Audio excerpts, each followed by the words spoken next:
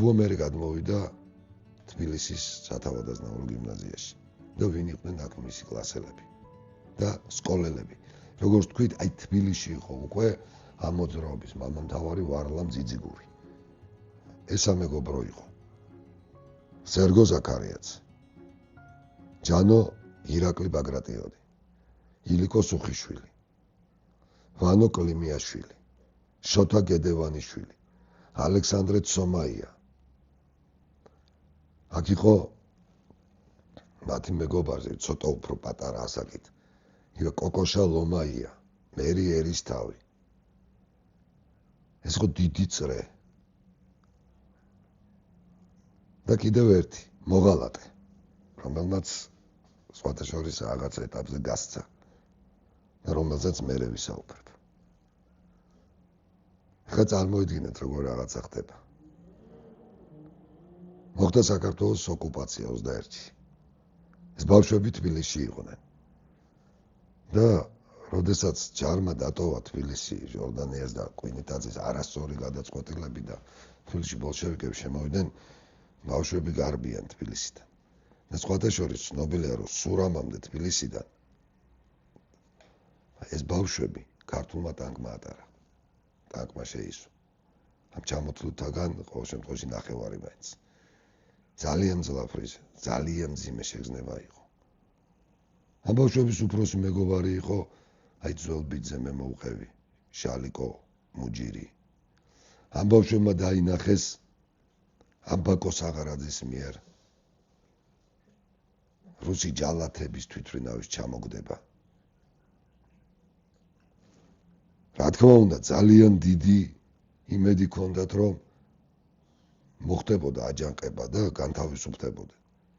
სხვა შორის 1924 წლის აჯანყების დროს ესენი ჯერ კიდე პატარები იყვნენ, ვინც 7 წელს იყო დაბადებული, მაქსიმუმ 17 წლისანი იყვნენ, დანარჩენები კიდე უფრო პატარები. შესაბამისად, მათ უმეტესობას შესაძლებლობა ნაკლებად ჰქონდა, რომ ამ აჯანყებაში მონაწილეობა მიეღო და თქვათ, საქართველოს გადარჩენისთვის სიცოცხლე გაეწირა მაშინ. მაგრამ ტკივილი დარჩა.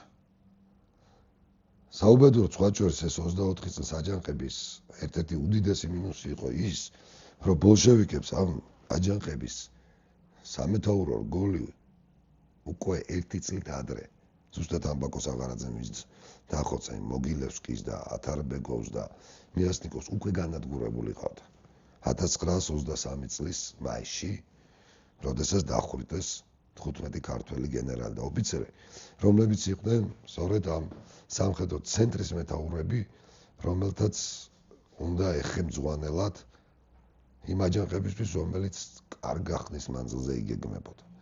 ეს ცნობილი კოტე აფხაზის, ვარდენ წულუკიძის, როსტომ მუსხელიშვილის მეთაურობით არსებულ ჯგუფზეა საუბარი. და ეხლა რა, მათ შორის იყო ერთ-ერთი ლევან კლიმიაშვილი. აი რომლის ძმაც აი ილისტების პარტიის წევრი ბაბუაჩემის კლასელი იყო ვანო კლიმიაშვილი. მას ყველანი ეძახდნენ ძიავანოს, იმიტომ რომ 10 წლის ასაკიდან თავზე ერთ ადგილას ჰქონდა ჭაღარა. და სხვა შორის მოხუცებულობამდე ესე იყო ეს კაცი. და ბავშვებიდან შეერქვა ამიტომ ძიავანო. მოკლედ მოხდა ეს აჯანყება დამარცხდა, მერე არის ეს გასაგებია ჯალათები დახოცა ამბაკო საღარაძემ.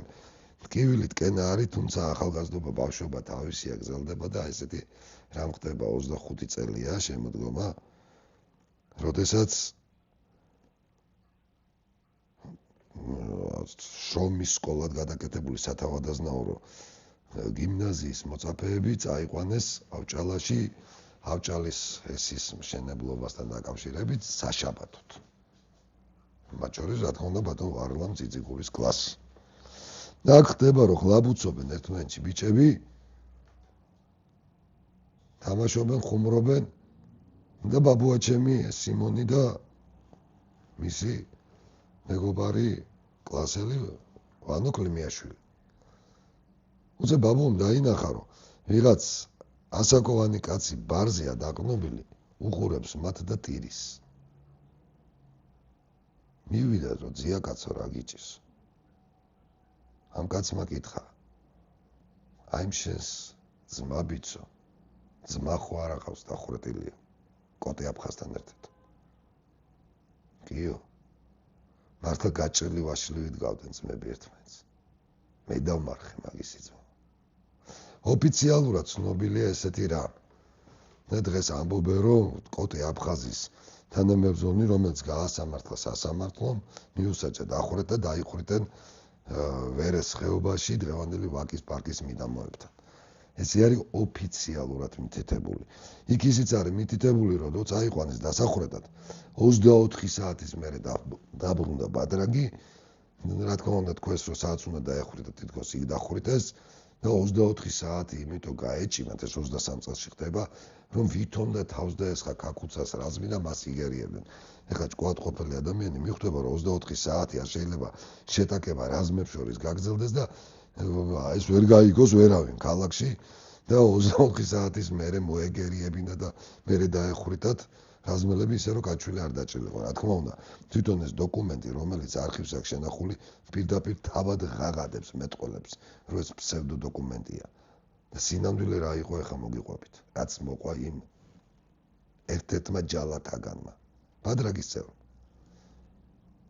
როდესაც გამოიყვანეთო და მიყვავდა დასახურეთად და როგორც ჩანს აპირებდნენ სწორედ ვერეს ხეობაში ძველი წესი ყოფილა ძველი წესი რომელსაც იცავდნენ ოფიცრები და მათ შორის ამ ჩეკისტ ოფიცერთა შორის იყო ძველი თაობის ოფიცერთაგანი რომელსაც კითხა რომ ოფიციალურად ხართ გასამართლებულები და ბოლოს სურვილი რა გექნებათ იმას შეგისრულებთ სხვა შორის ამას ხშირად ეუბნებოდნენ და ძალიან ბევრი აკეთებდა ეგეთ რამეს რომ მაგალითად აი მაშინ პიჯაკე მანჟეტებსო იკეთებდნენ მანჟეტზე წართ და რამე წარწერას გააკეთებდნენ მეუღლის მიმართ შვილის მშობლის მიმართ და ატანდნენ და მართლაც მიუხედავად ყველაფრისა რომ ესეთი საშინელი რეჟიმი იყო ბადრაგი ხშირად უსრულებდა და ეს ნაწერი მიქონდა ოჯახთან დაახლოებით ალბათ ამას გულისხმობდნენ ბოლოს სულილი რა იქნება და კოტე აფხაზმა უთხრა ესეთი რამე კოტე აფხაზმა ილია ჭავჭავაძის დიშვილმა ერთი სურვილი გვაქვს მაგრამ არ აგვისრულებთ ვიცი არ აგვისრულებთ დევთ სიტყვას ქართველი გენერლის და ყოველი ამ მათაგანი გაძლევთ სიტყვას ქართველი ოფიცრის რომ გაქცევას არც ერთი არ შეეცდება და სიკვდილის წინ გვაქეიფეთო მინდათ განახოთ როგორია ხინის სიკვდილის წინ ქართველი ჯარისკაცების და მართლაც როგორც ირკვევა ბადრაგმა ეს ხალხი აიყვანა დაახლოებით დღეს ტაბახმელის ასახვევი რო არის იქ იყო ტაბახმელის ზაზე რომ მივდივართ რესტორანი ადრე ეხლა აღარ არსებობს კუთხეში ეს ადრე რა უკვე 50 წლების მერე იქ რესტორანი ფაქტობრივად აღარ იყო მაგრამ მაგ დროს არსებობდა აი ტაბახმელის გზაზე აიყვანეს შეუხსნეს სპორკილები და დაიწყო ხინი იყო ხინის სიმღერა ზეცის ამხევი იყო ცეკვაც სადღერძელო ქეიფი რა თქმა უნდა არავის გაქცევა არ უცდია ირიჟრაჟა ზე ამოიწურა მაისია და კოტე აფხაზმა უკანასკნელი სადღერძელო შესვა და მიმართა რომ ეხა წაგვიყვანეთ აღასრულეთ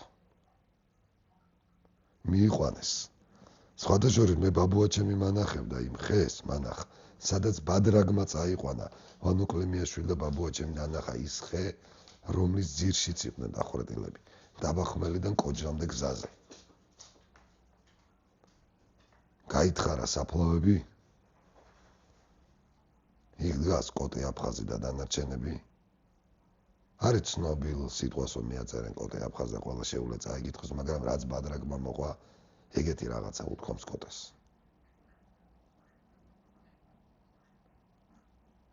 ქართველ ოფიცერს მით უმეტეს გენერალს სიკვდილის წინ ორი თხოვნის თქმა არ ეკადრება ამიტომ მაპატიეთ მომიტევეთ ხო მეორესად ხო არის მაგ. უკვე ცრემლი მოგდიოდო ამათ რო უყურებდით ყვება ბადრაგი, ყვება ჯალათი.